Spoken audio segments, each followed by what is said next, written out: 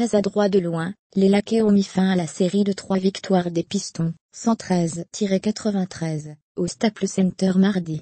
Phoenix s'est fait peur avant de s'imposer à Brooklyn, 122-114, tandis que le duel des Bogdanovic a tourné à l'avantage du Croate à Sacramento, battu par Indiana, 101-83. Le match. Les Lakers font descendre de 3 de son nuage. Qui aurait cru que les Lakers auraient le même bilan, 3-4, que les Cavaliers après 2 semaines de compétition? Alors qu'elle était la plus maladroite à 3 points avant la réception du Detroit au Staples Center, mardi, la franchise californienne a réussi 12 de ses 24 tentatives de loin face aux Pistons, 113-93, avec une mention spéciale pour le rookie Kyle Kuzma, 16 points à 4/4 de loin, venu du banc. Les Pistons, eux, ont attendu les 7 dernières minutes, pour tirer un lancer franc, 3 au total, et n'ont plus généralement pas su répondre aux défis physiques imposés par leurs jeunes adversaires. Avec 17 points et 7 rebonds en seulement 17 minutes, Julius Randle a excellé dans son nouveau rôle de pivot remplaçant, tandis que Lonzo Ball, 13 points, 6 rebonds, 3 passes, 2 contres, a livré son meilleur match à ce niveau selon son entraîneur, Luke Walton.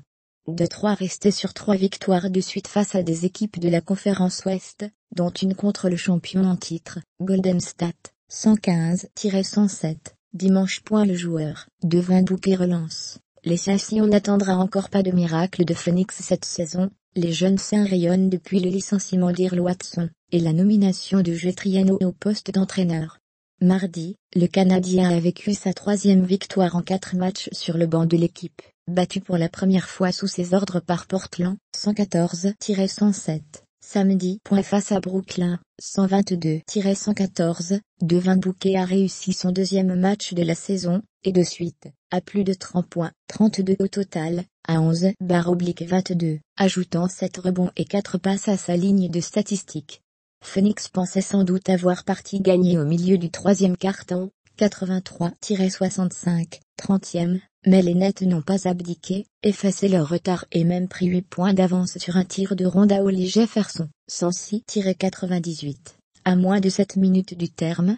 Sous l'impulsion de Mick James, 24 points, et surtout de TJ Warren, libéré par l'activité de Booker et auteur de 14 de ses 20 points dans le dernier quart-temps, les visiteurs ont finalement eu le dernier mot à New York. Le duel. Chez les Bogdanovic, Bojan fait mieux que Bogdan. Il est tôt pour se risquer à juger son intersaison, mais Indiana semble avoir plutôt bien digéré le départ de sa star, Paul George.